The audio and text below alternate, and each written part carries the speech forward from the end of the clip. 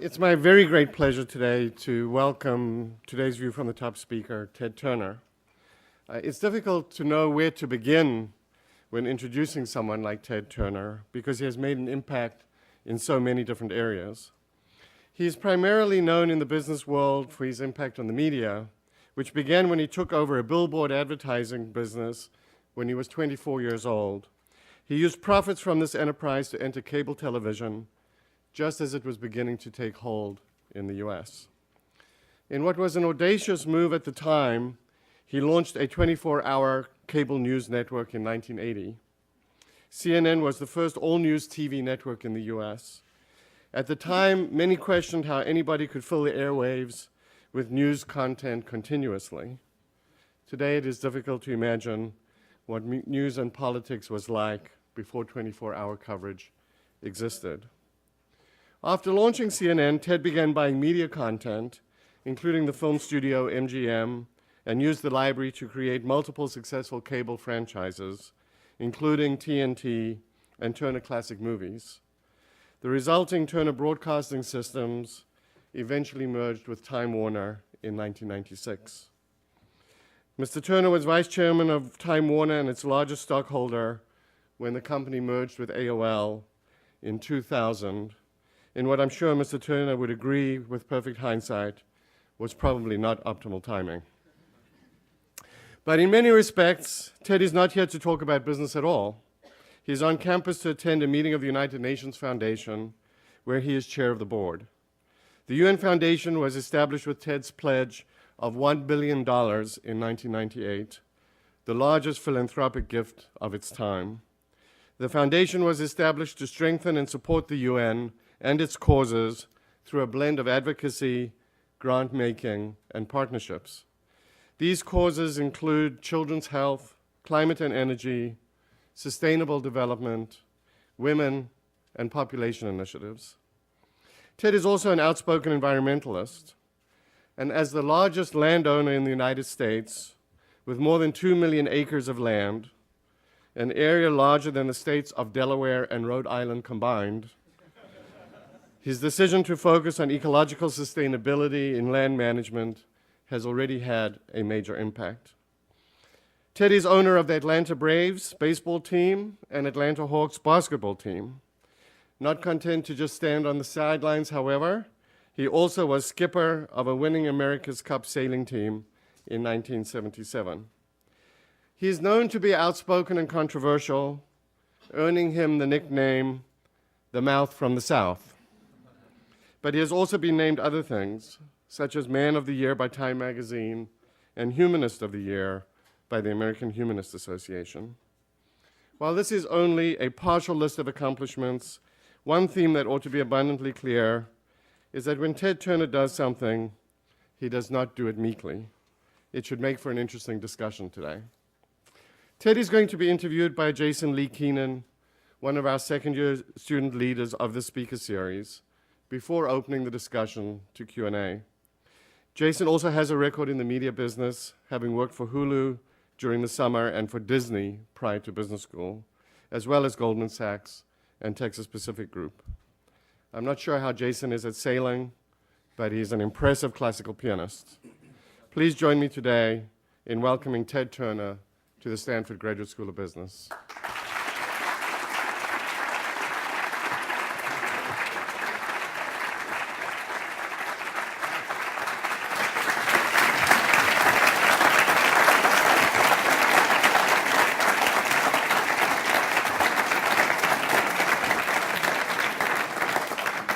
Good afternoon, everyone, and thank you again, Mr. Turner, for coming to speak with us today. Sorry, I'll call you Ted. That is the name of your book, right? Right. So I thought I'd start off by asking you a question on entrepreneurship. As you probably know, Stanford is well known for inspiring entrepreneurship amongst its students, and I'm sure many of the students in the audience today one day would like to start their own company. As the founder of many companies, including CNN, TBS, Ted's Montana Grill, and Turner Renewable Energy, could you talk to us a little bit about the challenges you faced in starting new businesses? It's a lot of work. It's a lot of work, and you've got to have a good concept of what you want to do. and you need to have some knowledge of how to obtain capital, because almost any business of any size requires capital. And then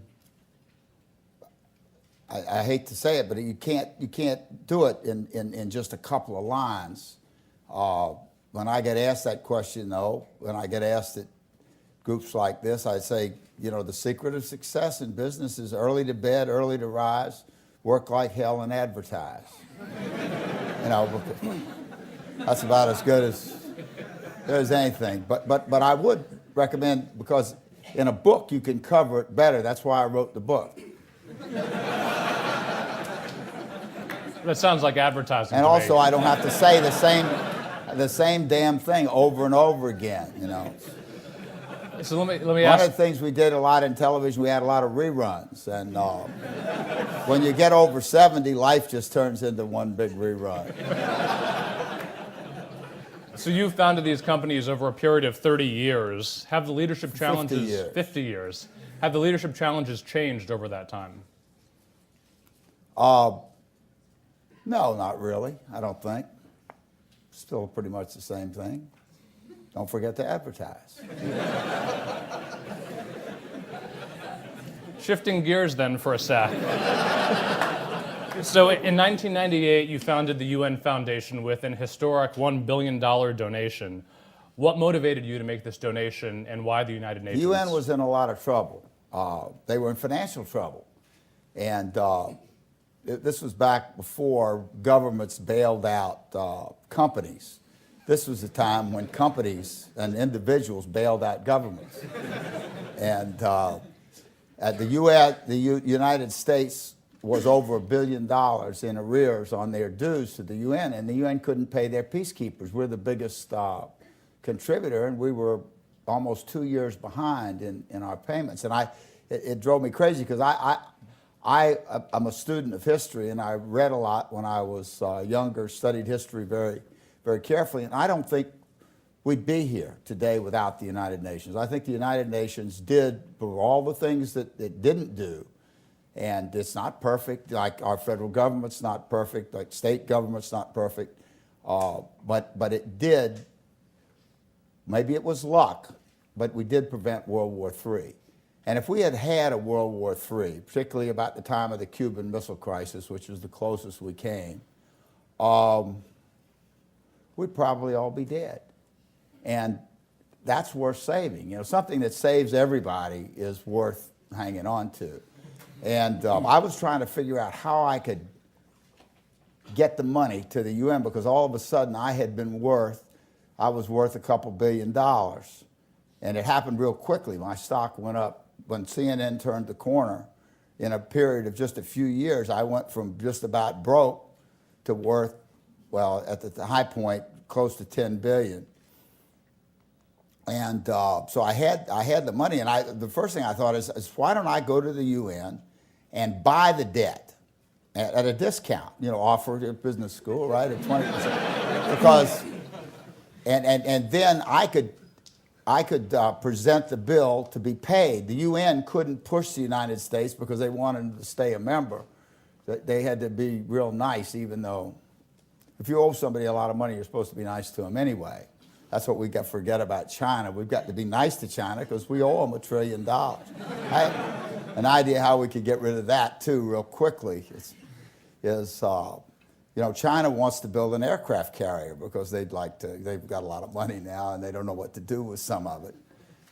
Aircraft carriers aren't much help in a place like Afghanistan. And we've got, 12 battle groups? And we owe China $1 trillion. Why don't we sit down with them and say, look, you guys want aircraft carriers. We can't use them in Afghanistan and Iraq and all the wars we're fighting. They weren't very helpful in Vietnam either. We'll sell you. We'll give you our aircraft carriers if you write off the debt. And then you can have a specific fleet, What are you going to do with it? I really think war is totally obsolete. But anyway, I was going to buy the debt and then sue the United States for the full face amount, pick up a couple $100 million on the deal. And I checked with my lawyers, and They said you can't do that. An individual can't bring a lawsuit against the United States for unpaid bills. So that didn't work, and it took me a while because I kept thinking. It's like CNN.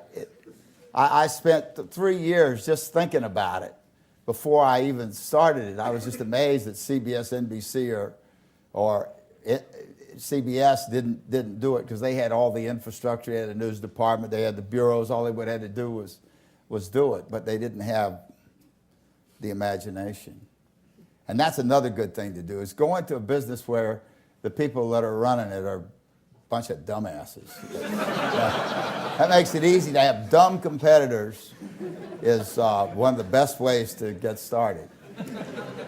So when you think about the UN Foundation today, what are the most critical issues that it's working on, and what are you most proud of in terms of what they've accomplished so far? Well, the thing that we're working on the most is trying to eradicate the intractable diseases well, they're not intractable because and we've done it with partnerships with Gates, with Rotary, for instance, with polio. We are maybe 1 year away, thanks to some breaks that we got, from eradicating polio. And that will only be the second disease in the history of the world that's ever been eradicated, smallpox being the other one. That will be a gigantic win. For those of you that are sports fans, which is just about everybody, it's like we need a W. Humanity needs a W. Well, last week, somebody blew up. Refugees were standing in line to get a little food in bowls, and somebody killed 35 of them. What in the hell are you bombing refugees for? I mean, what does that accomplish? What, are they a different religion? What in the name of God are we doing? Why don't we start acting like civilized, educated, decent, kind-hearted human beings? Why don't we start doing that? It's not that hard. I spent my whole life doing it, and it's been a ball. So you've spoken Most people like to help other people, like in Haiti. I mean, we spent $1 million the first day, and millions and millions of dollars. Most people want to help other people. Who in this room would like to bomb somebody? Not one person. How many people want to help other people? Yeah, that's right. That's humanity. Why don't we start acting like human beings? One of the topics you've spoken out a lot about, and I think you're most passionate about, is climate change. One of them. Because it poses a real threat to us. So if you were running this country, what are the 3 things you would do to help combat this issue? Well, why 3? Isn't that awfully arbitrary? Okay, how about the 7 things That's you'd like do? my competitors at CBS, NBC, and ABC. They only thought of 3, but I thought of 10 ways to attack them. And they stopped me on the first 3, but I got them with the other 7. You didn't answer the question, though, so what would you do? Because it was such a dumb question.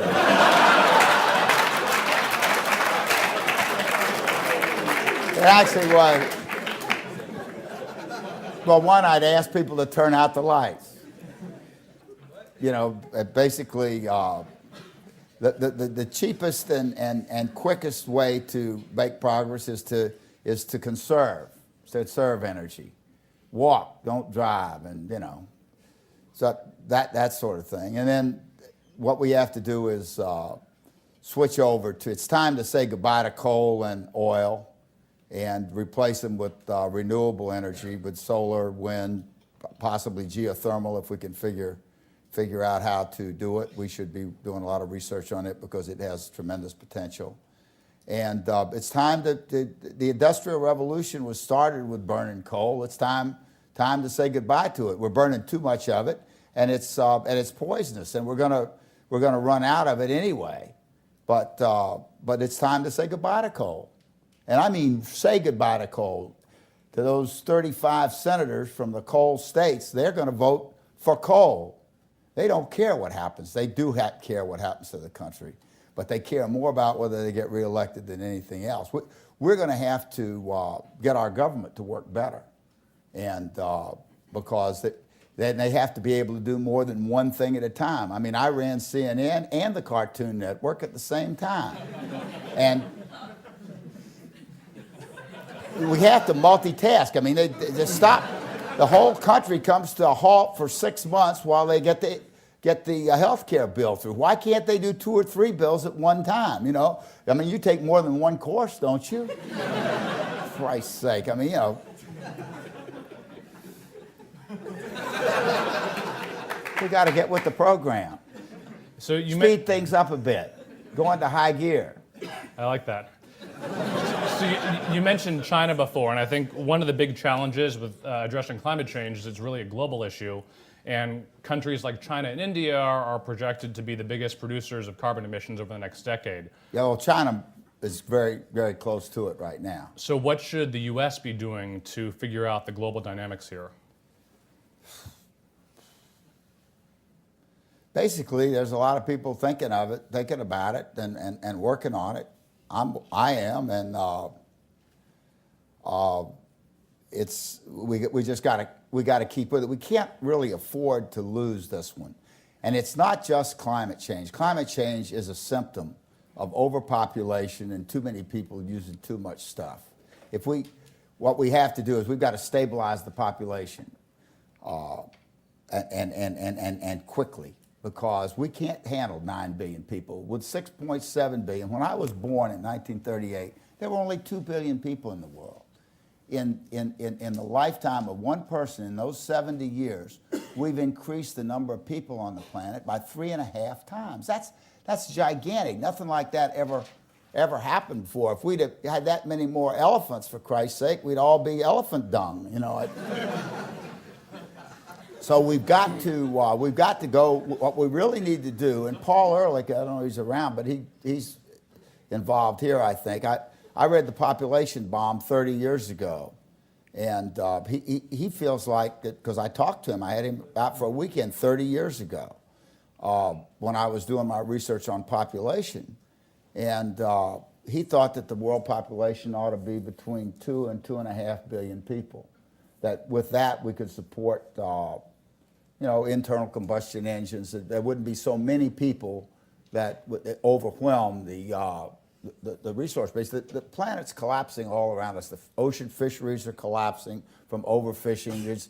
The topsoil, the topsoil is eroding away from farming, the kind of farming that we do where we plow, and wind and water erosion are washing the topsoil away. We've got to take better care of the planet because without a healthy environment, the population is not going to make it. And with that 6.7 billion population, there's 1 billion people going to bed hungry at night. What are we going to do if we get 2 or 3 billion more people? And that's where we're headed if we keep going the way that we're going. So we have to do that first because that's the most important thing. We have to do it simultaneously. So we're going to have to multitask. We're going to have to stop doing the dumb things and start doing the smart things. And we got to start with you. Your generation has got to be the one that does it, because if you wait till another generation before you start turning things around, it's going to be too late. So, and global warming or climate change is just one symptom of a sick planet because of too many people using too much stuff. Going back to business for a second, over the last 10 years, business has gotten a bad rap. From Enron to the recent financial crisis. A lot of it was deserved. I would say business leaders are more vilified than glorified. What do you think the reason is for that? And what can we do to change that trend? It should have been vilified. You know, just like the good guys ought to be lionized, like me. No, I never did anything wrong. Not anything substantially wrong. Not that I got caught. Well, I would have gotten caught too, because I was high profile enough, and enough people would have liked it. I mean, you got to play by the rules. You've got to, and it's not that hard. You can make billions doing it, playing by the rules and doing it honestly, if you're smart enough and work hard enough. So on the topic of the financial crisis, reportedly in 2007, you transferred almost all of your financial portfolio to cash. successfully anticipating Bonds, the crisis. right. Okay, or bonds. But that wasn't the reason I did it. So I was going to ask you, I had what was the reason? I had lost between 7 and 8 billion on the AOL transaction, and gone from 8 or 9 billion, and for a brief moment, I think the high I went over 10, and I was back down to under 2, and I was just, and that was in Time Warner. I thought, you know, I was like cashing in my chips when I merged with Time Warner, but I lost so much and sit back with AOL. It was just hard to believe that we could make so many mistakes. It was really just one, merging with them without doing adequate due diligence and finding out that the books were cooked and we didn't know it. The auditors didn't catch it, but of course we only did 1 day of due diligence. Anyway, yeah, it's on a $40 billion deal or $100 billion deal, depending on what you're grossing up. So I just wanted to hang on because there's nothing worse than being a broke old man who once was rich. And I want to be able to have enough money to cover my funeral without having to have my children cough it up.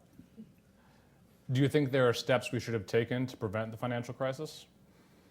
Yeah, we should not have borrowed so much money.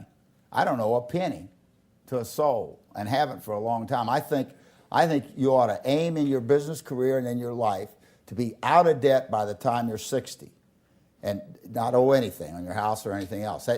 And the reason for that is because after 60, it's hard to find a job. People don't want you because of medical care. You know, you got older people have more health problems than younger people and so forth. It's really hard to find a job over 60 unless you want to be a greeter at Walmart. You know, it's I know because I haven't had a job in over 10 years. That's one reason I had to start these philanthropies, and I had to have some kind of activity, so if I don't have it coming in, at least I can have it going out. Movement, you know, just don't stand still, do something. Are there any CEOs or business leaders today that you admire? Yeah, I like Warren Buffett, and I like Bill Gates. I like the winners there's some other ones. So I guess, you know, looking back, you founded a media empire, became a billionaire, started a restaurant chain, Won the World Series. won the World Series, That was important. to me. invested in renewable energy, married a movie star. For those people in the audience who aspire to do something like that, do you have any advice to us going out into the workforce? Pump a lot of iron. It's tiring. But I really had a great time. I've had a great life, and I'm having a great life right now. Right. I really am. Well, before we turn it over to the audience here for some questions, in 2008, you celebrated your 70th birthday with a party in Atlanta, and reportedly, you spent some time reading poetry to the guests. And No, I didn't. I quoted it from memory. Even better. So you said at the time that the words that I have can meant do it the most again, to you too. on integrity are from Shakespeare. Would you like to share some of that with us? I think it's Richard III. It's short. It's the best lines on integrity that I've ever heard. My honor is my life. We live in one. Take honor from me, and my life is done. Then pray, my liege, my honor let me try. For that I live, and for that will I die. Thank you very much.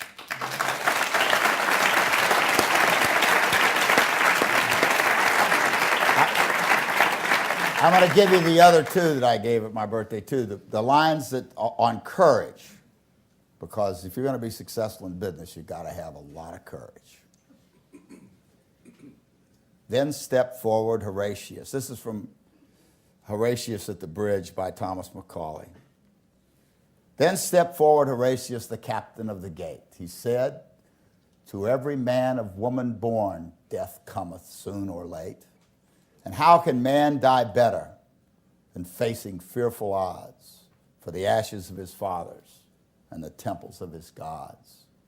Hew down the bridge, Sir Counsel, with all the speed ye may.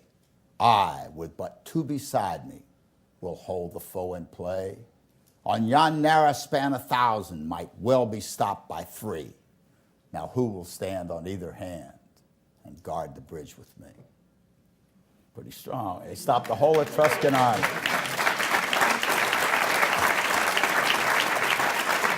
And the last one is the longest one. And I really hope I don't forget a line in it, but and it's also from Richard III, and it's about humility. No matter where of comfort no man speak, let's talk of worms, of graves and epitaphs, make dust our paper, and with rainy eyes write sorrow on the bosom of earth. Let's choose executors and talk of wills, and yet not so, for what can we bequeath save our deposed bodies to the ground? Our lands, our lives, and all our Bolingbroke's, and nothing can we call our own save death, and that small model of the barren earth that serves as paste and cover to our bones. For God's sake, let us sit upon the ground and tell sad stories of the death of kings, how some have been deposed, some slain in war, some haunted by the ghosts they have deposed, some poisoned by their wives, some sleeping killed, all murdered. For within the hollow crown that rounds the mortal temples of a king keeps death his watch. And there the Anik sits, scoffing at his state and grinning at his pomp, infusing him with self and vain conceit, as if this flesh which walls about our life were brass impregnable, and comes at the last and with a little pin bores through his castle wall. And farewell, king. Cover your heads and mock not flesh and blood with solemn reverence. Throw away respect, tradition, form, and ceremonious duty. I live with bread like you, feel want, taste grief, need friends. Subjected thus, how can you say to me, I am a king?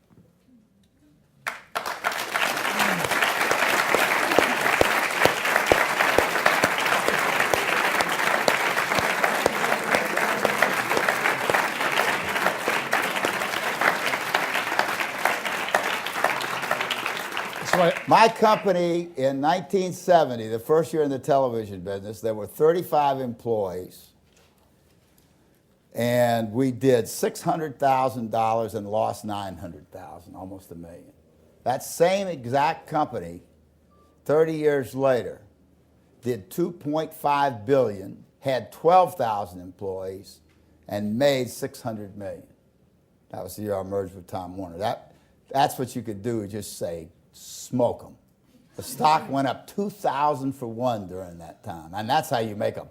You want to be a billionaire? Start with nothing and turn it into a fortune.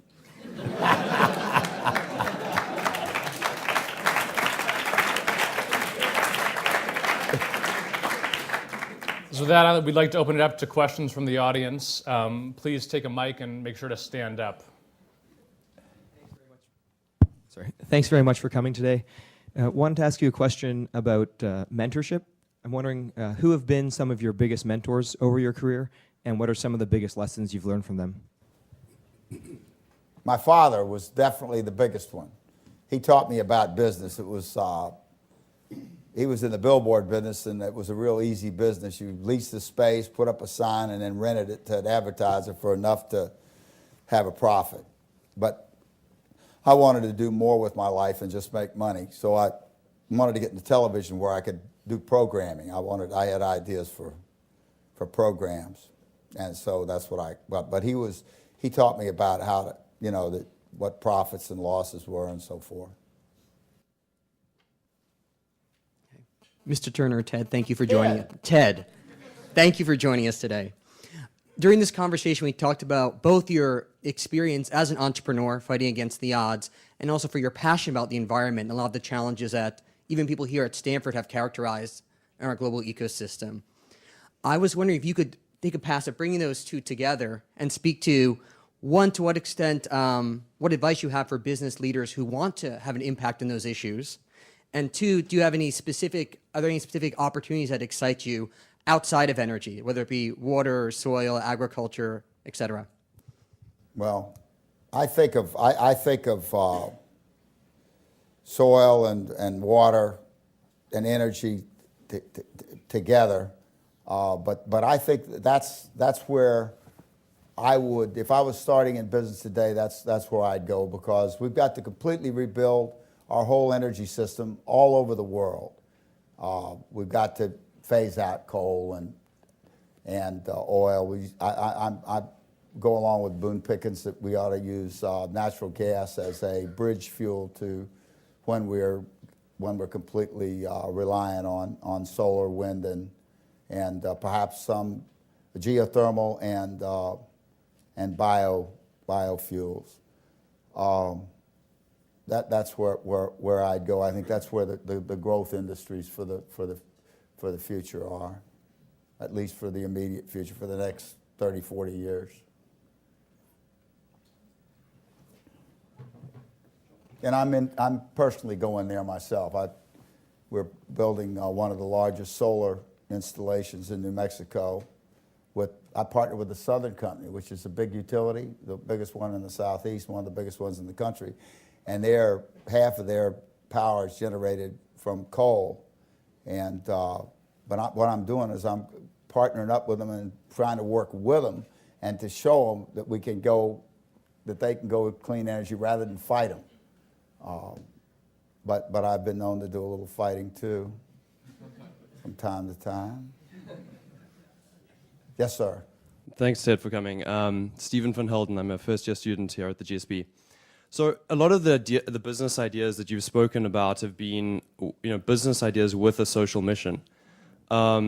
Media in itself is effectively a business that does have a large social mission, and I think that is around education. I wonder if you could talk a little bit about getting the right trade-off between propaganda and education, and how much mass appeal you get versus, a smaller audience, and how you and CNN broadly have kind of struggled with that. Well, not necessarily you struggled with that, but how you found that sort of trade-off. I'm going to ask, because I'm hard of hearing. There were about 3 or 4 questions there. That's very complex. I mean, it takes volumes. That's a good question, and you have to, as far as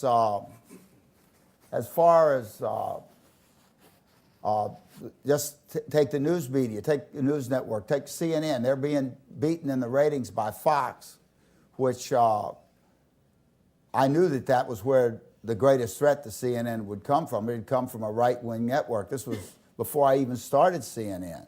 And they have done a good job of filling that niche. On the one hand, you could say that they're not as responsible as I would like to see them be, but they're very successful. And sometimes doing the wrong thing is more successful than doing the right thing.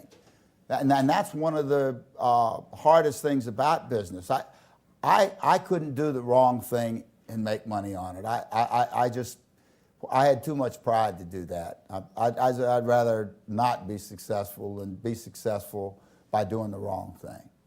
And for me, it worked. Luckily, it doesn't work for everybody.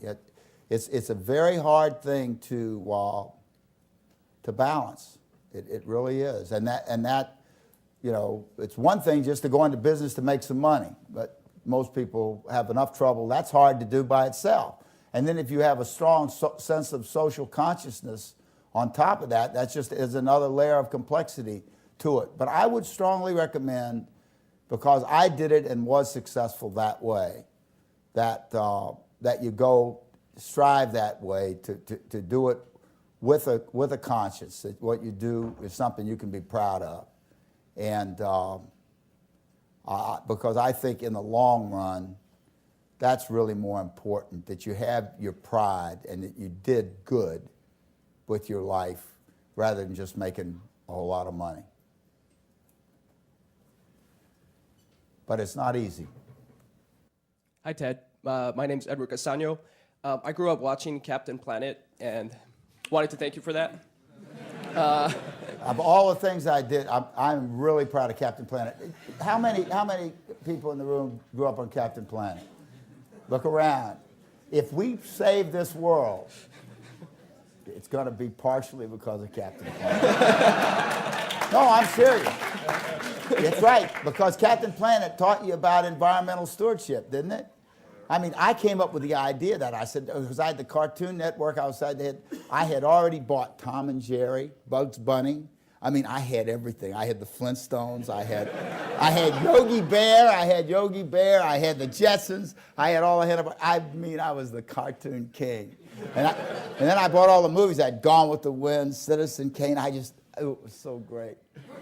Oh, what fun. Anyway, but Captain Planet, the girls and the boys in it were both the same. You know, the girls were just as smart as the guys.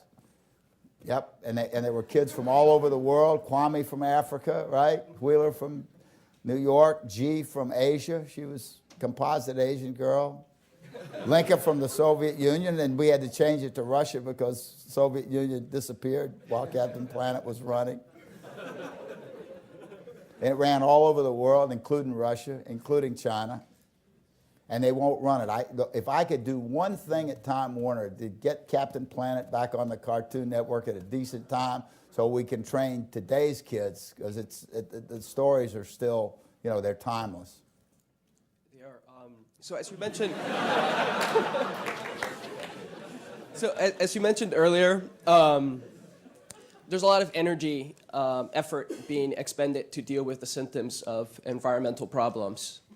And of the $2.4 trillion that our federal government collects in taxes, 95% of that comes from taxing wealth, innovation, labor, and less than 5% of that comes from taxing activities that generate negative externalities, pollution, resource depletion, waste, inefficiency.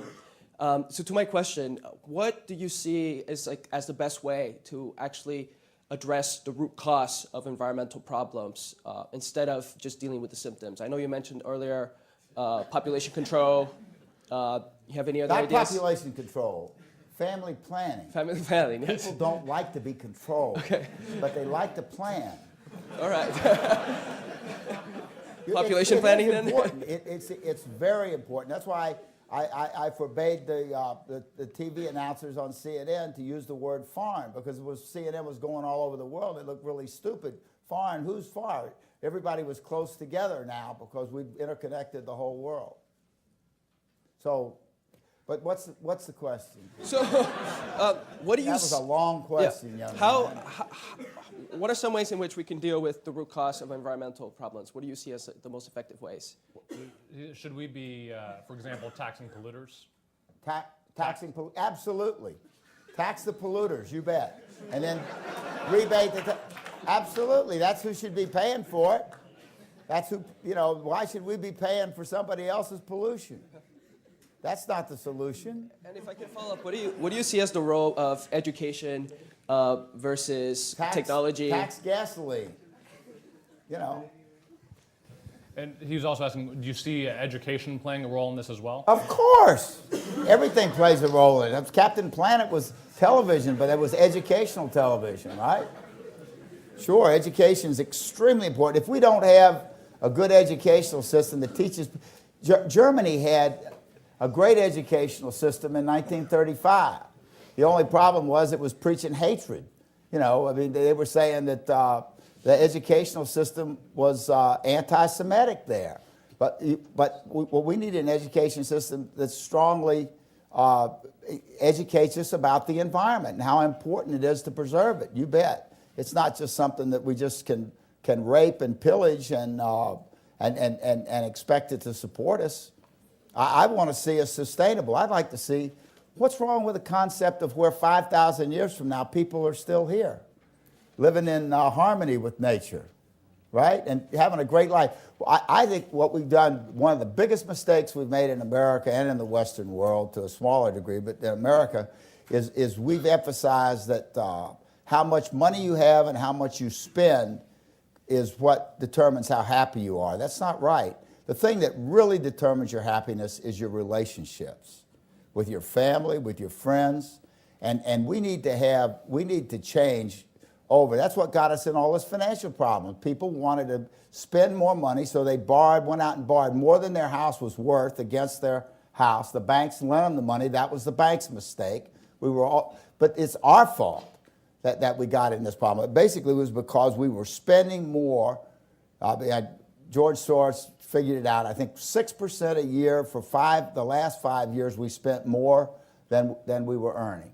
And borrowing the money from the Chinese, you can't operate like that. What we should do is live in smaller houses, and they're building smaller houses now. Smaller houses and smaller automobiles. I drive a Prius. That's my main car. You know, I'm a billionaire still.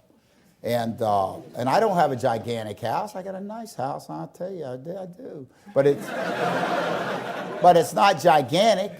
I mean, you know, I don't feel guilty about living there. And put more emphasis. Get to know your next door neighbors. Don't drive all the way across town, but get to know the people next door and play bridge with them. You know, it doesn't cost anything, for Christ's sake. You know, cook dinner together. You have more fun than you do if you go out and drink too much at some fancy restaurant anyway. And I'm in the restaurant business, so please go out to the moderately priced restaurant.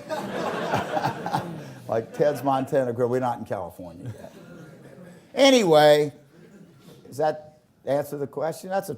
You guys and girls are asking tough questions. Hi. But then I can handle it. Aisha Washington, another first-year MBA student here. You mentioned earlier that government should work better, and I wondered how you think the 24-hour news cycle either helps or perhaps hinders governments from working as well as they should do. Well, it depends on how it's used. If it's used to turn people against the government, my concept of the way I tried to run CNN was to tell the truth in a non-threatening way, and to whenever there were controversial issues, to seek out the leading proponents of both sides and let them air their opinions and let the viewers make up their own minds. Some of this talk radio now tries to make up your mind for you and convince you that they're right, you know, and they're right wing or whatever, or left wing. But that's the way I tried to do it. It's very complicated. These are not we'd expect Stanford Business School postgraduate. You'd expect good questions, and we're getting them. They're the most complicated questions that you could ask, but that's okay. I just wish I could answer them better. But the answers can't be simple. They have to be they're complex by their very nature. Complex answers to complex questions. Hi, Ted. David Eberstein here, and I'm a second-year MBA candidate. This one might be a little bit easier, but Malcolm Gladwell recently profiled you as an entrepreneur, and you kind of touched on this a little bit earlier in terms of he profiled entrepreneurs as not being risk takers, but rather calculating opportunistic predators. I'd like to get your view on that, and do you agree with him, or how you view yourself in terms. Who am I agreeing with? Malcolm Gladwell. I don't even know who he is. He's an fair enough. I don't remember being interviewed by anybody by that name, but maybe I was. Well, the thrust of the article What was networks he with? he's a Harvard psychologist. Oh, in a New York Times and New Yorker columnist. The New Yorker? The New Yorker, I don't remember. I do a lot of interviews. So the thrust of the piece was about entrepreneurs as being more calculating predators, as opposed to risk takers, how we commonly view them. I really don't remember much about it. Do you agree with his? My memory's so bad I can't remember whether I got Parkinson's or Alzheimer's. So I guess my question. That's an original. So I guess I got. The thrust of the question. I'm sorry, I'm not being clear. Do you view yourself as a risk taker, or in terms of? Okay. It was risky coming here. Okay.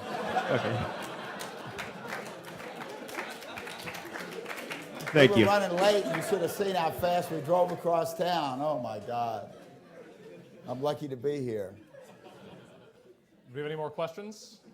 Yeah, go ahead. Hi, Ted. Alex Lenahan, first year MBA. You came into television at a time of large transition, and I think a lot of people would say that the television industry is changing a lot right now too, with content being delivered over the internet and video on demand, everything like that. I was wondering if you could just speak for a second on where you see the media and the television industry going in the next 5-10 years, or if you have a view on that. I don't know. I'm not in the media business anymore. I've moved on to energy, and I'm having enough trouble keeping up with that. You got to keep up with solar. They got a magazine that comes out every week. You got wind, got to read that every week. Geothermal, got to read that every week. I read The Economist. That's my basic news source because I need to know what's going on in the world, even though I don't have CNN anymore. But with my work at the UN, I have to know everything that's going on everywhere all the time. And just trying to keep up with where it's wearing my behind out. I got to keep up with all the environmental stuff. Every week I call somebody up over at TBS and try and get them to put Captain Planet back on.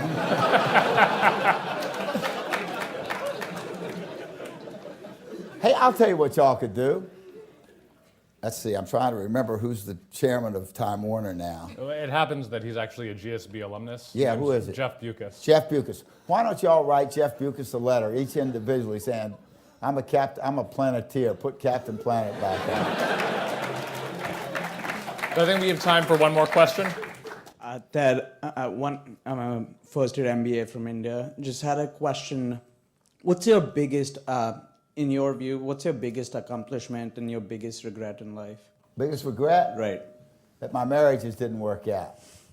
That really is. I've been married 3 times. And the biggest accomplishment probably was Turner Broadcasting and specifically CNN.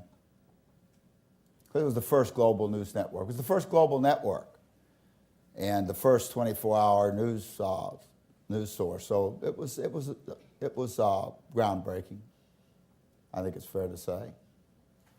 Everyone, please join me in thanking Mr. Turner for joining us today. Thank you. Thank you very much. Went well.